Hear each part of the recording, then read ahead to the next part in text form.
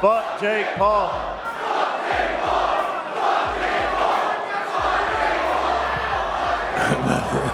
Jake, throughout. Mike Tyson just terminated Jake Paul after Jake decided to cancel their fight right after the press conference.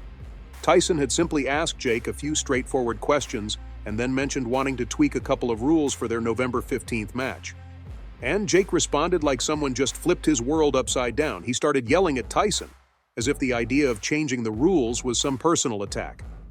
But let's not forget, back in March 2024, Jake was practically on his knees begging Tyson for this fight. He even agreed to fight under Tyson's conditions and signed on the dotted line without a second thought. Sign the contract, big boy. Sign the contract. No problem. Saturday, July 20th. See you there, buddy. Just because Tyson didn't have any specific rules in mind back then, doesn't mean he can't decide to shake things up now. So let's talk about that press conference at Fanatics Fest on August 18th, where things were supposed to be business as usual. A bit of hype, some classic trash talk, you know the drill. But no, Jake Paul had to turn it into a spectacle. Instead of just sticking to the script and throwing out some standard pre-fight banter, Jake decided to go full throttle on a mission to verbally destroy Mike Tyson.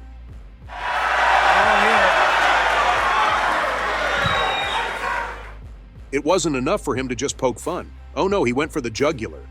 Jake mocked Tyson's age, called him washed up, and, as if that wasn't enough, he went after Tyson's health issues too, like some overconfident kid who thought he could tear down a legend with words alone.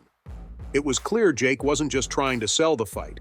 He was trying to break Tyson mentally before they even stepped into the ring. But here's the thing. Jake clearly forgot who he was dealing with. Tyson, the man who once had the most feared fists in the world, didn't even flinch. While Jake was going off like a firecracker, Tyson just stood there, calm as ever, taking it all in. Not a single word of retaliation, not even a twitch, just that stone-cold, unreadable expression that has sent chills down the spine of every opponent he's ever faced. It was like Tyson was letting Jake dig his own grave, storing every insult away for the moment when he could unleash his real response. Jake might have thought he was winning the mind games, but in reality, he was setting himself up for a fall. Tyson's silence wasn't a sign of defeat. It was the calm before a storm Jake wasn't even close to being ready for. This fight playing out. Very painfully. As Jake's rant continued, the vibe in the room started to change. What began as a typical press event quickly turned into something a whole lot more intense. You could feel it in the air.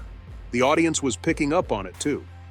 Jake's over-the-top confidence started to crack, especially when Tyson, with the faintest of smiles, hinted at changing a few of the fight's rules. And let me tell you, it wasn't a big dramatic reveal, but it hit harder than anything Jake had dished out. The whole room went quiet, and you could practically see the wheels turning in Jake's head as he tried to make sense of what Tyson had just dropped. For the first time that night, Jake's swagger took a hit, and there was this brief, telling moment of doubt that flashed across his face. Jake ended up on the receiving end of a lesson in psychological warfare from a master. The energy in the room flipped, and suddenly, Jake wasn't the big bad wolf anymore. He was the one in danger of being devoured. Jake's big mistake was underestimating Tyson's game plan. He didn't realize that Tyson had been playing the long game from the start. That press conference wasn't just about hyping a fight. It was the opening round, and Tyson dominated without even throwing a punch. I've been in the ring with people with the same intention, but the actuality, no. Now you're probably itching to know what rules Tyson dropped that sent Jake Paul spiraling into a meltdown. So the first rule that Tyson introduced was a knockout-only victory rule. That's right. No more sneaking by with technical knockouts, no more scraping by with decision wins. The only way to claim victory was to knock out your opponent, plain and simple. Now think about it.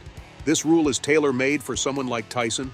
His entire career is built on delivering that one devastating punch that leaves his opponent seeing stars. But Jake? Well, let's just say his rise in boxing has been, shall we say, controversial. There have always been whispers about the legitimacy of his victories, and now, faced with the prospect of having to deliver a decisive knockout against one of the most feared punchers in history, Jake was staring down a terrifying reality. But Tyson wasn't content with just one bombshell. Oh no, he had another twist up his sleeve. 2 extra rounds. That's right. The fight that was already set to push both men to their limits was now extended, making it even more grueling. Tyson was making it crystal clear that this wasn't going to be some quick, flashy showdown. This was going to be a brutal test of endurance, a war of attrition where only the toughest would survive. For Tyson, who's gone toe-to-toe with some of the hardest hitters in history, 2 more rounds were nothing. But for Jake, whose commitment to the sport has always been a bit suspect, this was a nightmare come to life. The impact of Tyson's announcements was immediate and brutal.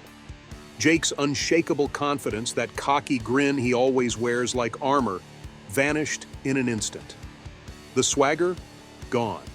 Jake Paul, the YouTuber turned boxer who's built an entire persona around being fearless, suddenly looked like a deer in headlights. And his reaction was pure panic. He canceled the fight on the spot, crying foul and claiming the new rules were illegal. But come on, everyone in the room knew that was a load of nonsense. Jake's sudden decision to cancel wasn't some calculated move. It was a desperate attempt to escape a fight he knew he couldn't win. The truth was painfully clear. Jake was scared. The thought of stepping into the ring with Tyson under these new conditions had ripped away the mask, exposing the cracks in Jake's tough guy facade. His immediate reaction to pull the plug wasn't about legality. It was about survival, plain and simple. The backlash was swift and brutal. Jake's already shaky credibility took another nosedive. The story had changed. Jake wasn't the fearless fighter he pretended to be. Instead, he was exposed as someone who bit off way more than he could chew and was now desperately trying to dodge the consequences.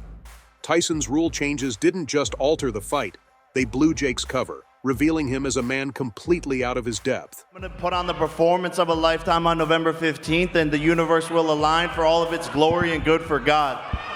Be in shape, be in good shape, because your health depends on it. Hey, you're the one that wanted 8 2-minute rounds. You want to make it 10 threes? Don't talk to me about shape. Don't talk to me about shape. Stay in shape, all right? You want 10 threes? Okay. You want 10 And let's be real, Tyson did exactly what needed to be done. I mean, if he's putting in all this effort, why should he waste his time on someone like Jake Paul? Especially when the word on the street is that Jake's victories might not be as legit as he'd like us all to believe? Yep, the rumors have been swirling that Jake, our YouTube sensation-turned-boxer, has been greasing palms, bribing referees to secure those TKO victories that have been padding his record. Now, these allegations aren't exactly new, but man, the timing couldn't be worse for Jake. The press conference had already shaken him up, and now, with all eyes on him, these rumors started to gain some serious traction.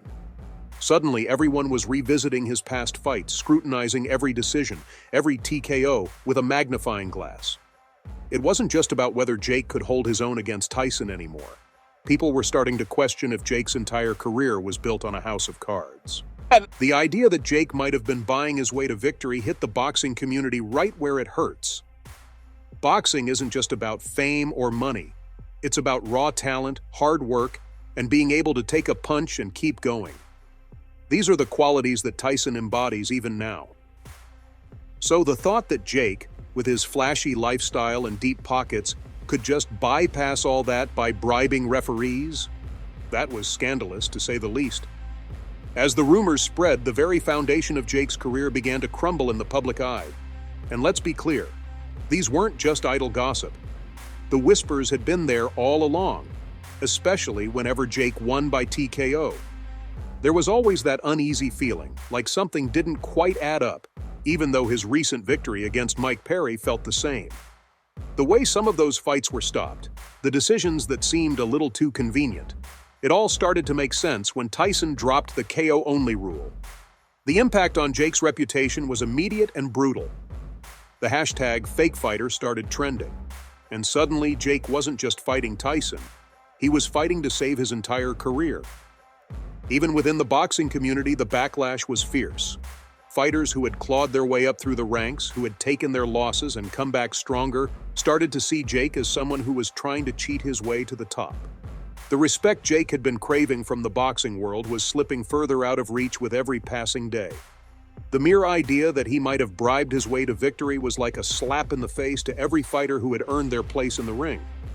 And after canceling the fight, Jake practically invited the public's hatred on himself. I mean, he's always the one trying to duck out instead of standing his ground. And let's be real. These highly anticipated fights don't come cheap. A fortune is spent on promotions, and you can't just back out of a fight for no good reason. I mean, if Tyson didn't cancel even after battling severe health issues, who does Jake think he is to pull the plug like that? But honestly, do you really think Tyson's just going to let him walk away after all this? No way. It's far from over.